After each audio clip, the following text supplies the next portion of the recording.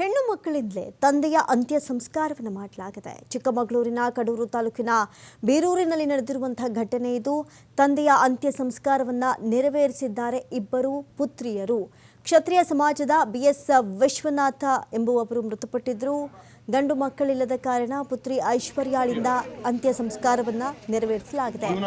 ತಂಗಿ ಭಾವನಾ ಜೊತೆ ಸೇರಿ ಅಂತ್ಯಕ್ರಿಯೆಯನ್ನ ನೆರವೇರಿಸಿದ್ದಾರೆ ಐಶ್ವರ್ಯ ಎಂಬುವವರು. ಕುಟುಂಬದ ಹಿರಿಯರಿಂದ ಹೆಣ್ಣು ಮಕ್ಕಳ ನಿರ್ಧಾರಕ್ಕೆ ಸಮ್ಮತಿಯನ್ನ ಕೊಡಲಾಗಿತ್ತು. ಹೀಗಾಗಿ ಸಮಾಜ, ಸ್ನೇಹಿತರಿಂದ ಯುವತಿಯರ ಕಾರ್ಯಕ್ಕೆ ಒಂದು ಕಡೆ ಮೆಚ್ಚುಗೆ ವ್ಯಕ್ತವಾಗ್ತಾ ಇದೆ.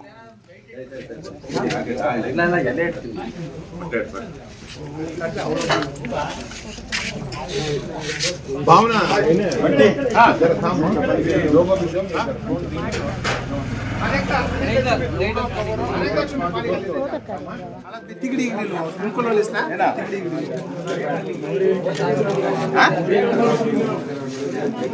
ನಿಧಾನ ಚುಚ್ಚಿ ಅಣ್ಣ ನೋಡಿ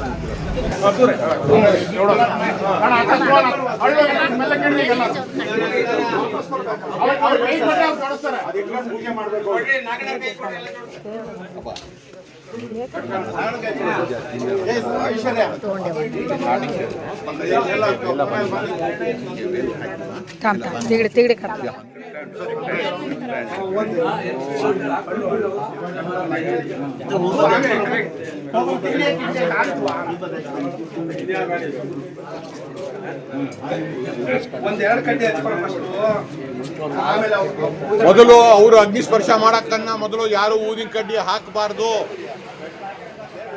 ಮೊದಲು ಅವರು ಸ್ಪರ್ಶ ಮಾಡಬೇಕು, ಅಗ್ನಿ ಸ್ಪರ್ಶ.